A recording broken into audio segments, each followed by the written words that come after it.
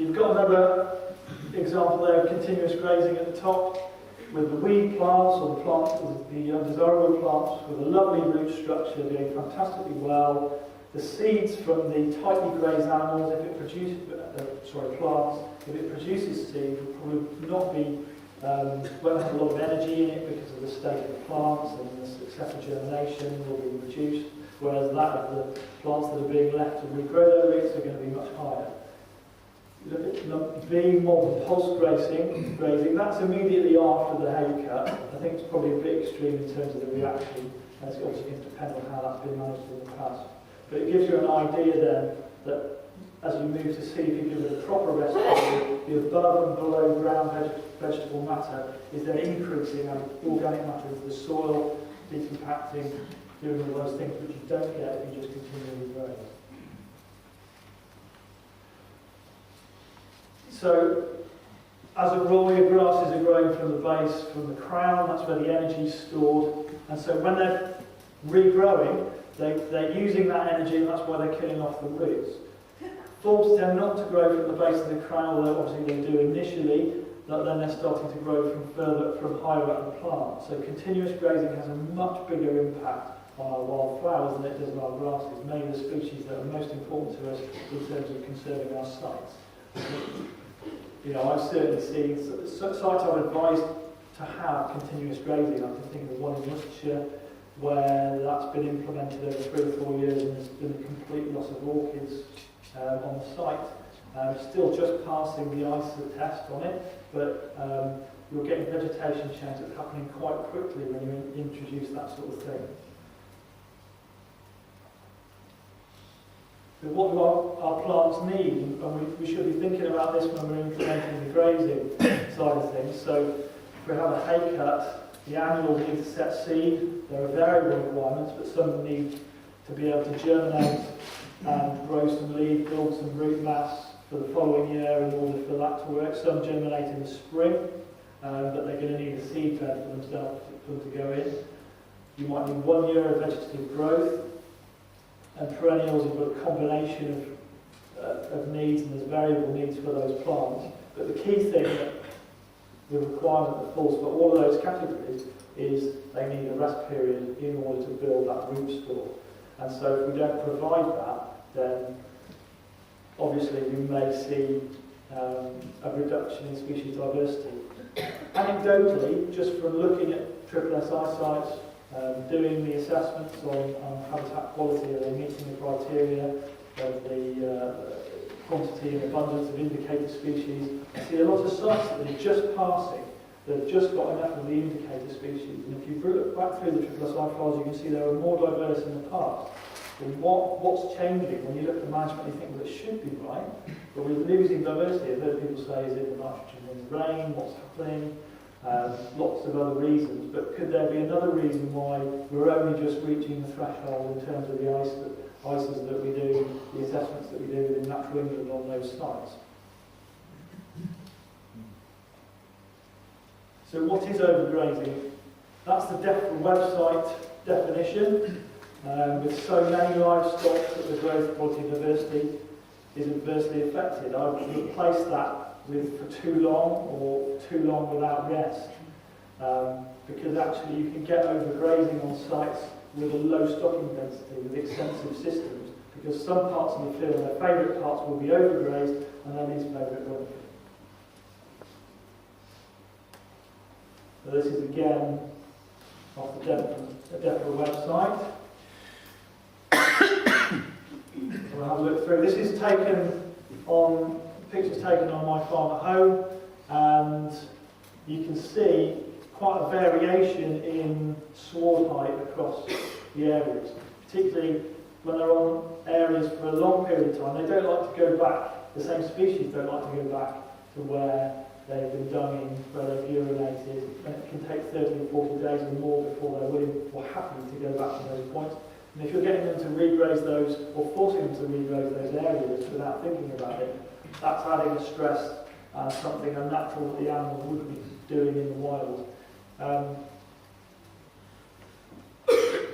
That's in the same field. At home I started a mob grazing system in the autumn, but because I was just doing a rotational grazing system through the summer, I ended up not having quite enough to take me through the winter this year, but next year I'll be doing it all year. Stuart Norgrove, whose farm we're going to tomorrow, he's been doing it for a whole year and has got some great results. I was up there last week.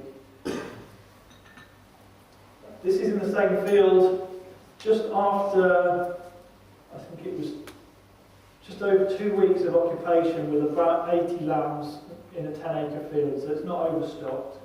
And you're getting a lot of tracking in wet weather because they're over just for that period of time. You can see the enrichment and the impact along the one track. And that track's going to move in different years. You know, when you put them in the next year, they're going to be tracking between their favourite places in the field, and the gateways, that sort of thing. And over time, that's going to have an impact on your communities in that area. I mean, I think you're looking at that soil, I wouldn't usually, before I sort of started looking at this subject, I wouldn't have considered that to be an overgrazed pasture looking at it. But you can see all the grass plants that are uprooted in that picture in very small spaces. And that tells you that those roots are not happy because they're not able to hold those plants in the ground. And it's almost always a sign of overgrazing when you see that on a pasture, even if you've got low stocking rates and what you might consider to be enough grass. That was taken more recently. They're on site for longer. That's got to change the flora in these areas. So keep going and lying in the same places for what reason other than sometimes you see around the dung, particularly in the cold, the frost is moved away from the small dung piles when you go feeding early in the morning. Because there's water in those sections, whether they just want to, you know, they don't want to sit on their doorstep, so to speak, so they go and eat where they're not defecating. Sorry. And you can see throughout the field, you've got these little patches that crop up where they're just going every night and they're doing it in the same places. That's the same field. And then we look at more problems with conventional grazing, which I was saying is more a problem of constant grazing, continuous grazing. We've got miles and miles of river corridors, streams, watercourses that have been fenced to protect them from grazing. And in these fenced corridors we now have trees growing up which are now shading those banks and going back to bare earth underneath them and causing the same problems. But was it that grazing, or was it the wrong kind of grazing that was causing the problem? Had you gone in, taken the vegetation out of that site and then taken the animals away, you know, if you, instead of putting the fence by the bank, if it had been 30 yards in, a bit further in, and you could have just mob grazed that bank, taken the vegetation out, moved them back out again. That would be more valuable for the farmer, it's more sustainable. You know, when those trees come down, he's going to refence that site. And also in terms of all the plants, you know, the wildflowers and the wetland plants along the margins of rivers that have been fenced, what's the impact of that long term? Something we're all familiar with water points. They're on pasture for a long time. You get consolidation and compaction around the points they go to. So what are actually the main signs of overgrazing? You can see it on there. So not just short grass heights over the large areas, but also small patches. Also concentrated areas of bare and poked ground. And uneven spread of dung or latrines, as I was just showing. And frequently uprooted vegetation, yes, I think that's almost always a symptom and one that we'll be accountable. I can think of a few sites, triple SIs, that at the moment have got significant poaching, and it tends to be water points, gateways, pinch points, because they're either water on site or scrub, wetlands. And if that pinch point happens to coincide with the interest feature of the site, it doesn't matter if the grazing pressure across the whole site is adequate or right or appears to not be too high. If it's too high in those places, then we're not doing the job we should be. And, you know, that's happened on sites that I've advised on as well and managed in the past. So we've got bad weather as a risk, perhaps because the soil structure is not great, the carrying capacity isn't as good as it could be because of our root systems. which means winter grazing is difficult, so we need to find outlying land, which is expensive, increases the cost of grazing, means that if we want someone to graze site, we've got to find someone with land. And as a contract grazer, I always used to amuse me, and they said, have you got some cattle you can put on this site for me? I said, well, I have got some cattle, but they're on other sites, so I have to buy some more cattle. Can't you just bring those cattle to our site, because you've got some cattle? Well, then I'll have to buy some cattle to put them where I move them from. So just to try and understand that, all of these things have a cost, and in terms of managing the land. So we've looked at the tracking, the vegetation change can be really quick as well. So, the deeper rooted, mineral-rich forms of what cattle will often and sheep will often be going for, and that'll be the areas that we're going to regraze. So where we've got these plants in the pasture, they have been bringing those nutrients up for a long time, so it might be an area that they go back to and graze again and again. Once it regrows, at day 6, day 10, they're going to forget about the areas they don't like, they're going back to there and taking out the areas we really don't want them to regrow and putting those plants under stress. Martin Jones, I think, was Aberystwyth in 1933. He had an experiment where you've got about equal cocksfoot ryegrass and a little bit of white clover, and just within 2 years of grazing those sites, 3 different kinds of trials, he had a March graze and then a rest, and then grazing the rest of the year, almost completely eradicated ryegrass within 2 years of management. Similarly with the cocksfoot, almost took over the entire pasture within 2 years. So the vegetation change from what we implement on site within 2 years can be massive. I think there's probably a good news story in that maybe that means that if we correct what we're doing, we can get it back to what it should be quite quickly as well. It's harder, I think, with wildflowers and falls and that. We talked about the need for fallback, the winter grazing and the cost that has. Why do we need winter supplementation all the time? Why isn't the diet over winter enough for maintenance in a beef system?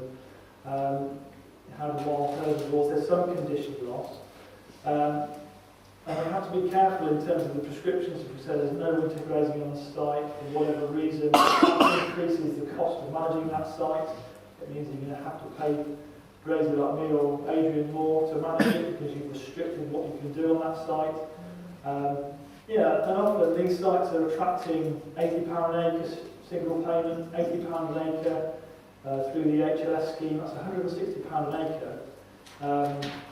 So if you're asking for a rent on top of that, that's more than arable land you're asking for the rent on those sites. So we've got to think about how we're managing and how we can make them more productive and more useful to people locally. And I think in terms of getting sites grazed, we'll have more interest from graziers and people who have livestock and members. You see quite a lot of sites that, and I've grazed Galloways in the picture. Adrian had a feck of a mile more up there. I've had Galloways on there over a whole winter, and they lost a fair bit of condition. But we've got to really think talking at previous events and other graziers, they lose a fair bit of condition, but they always get it back in the summer. But what is acceptable? And one of the problems with continuous grazing, as we said, is the nutritional take is decreasing every day. So not only are you getting a loss of condition because maybe the maintenance ration being provided isn't quite enough, but it's decreasing, so you've got accelerated loss of condition, and this is particularly something that happens on conservation graze sites over winter.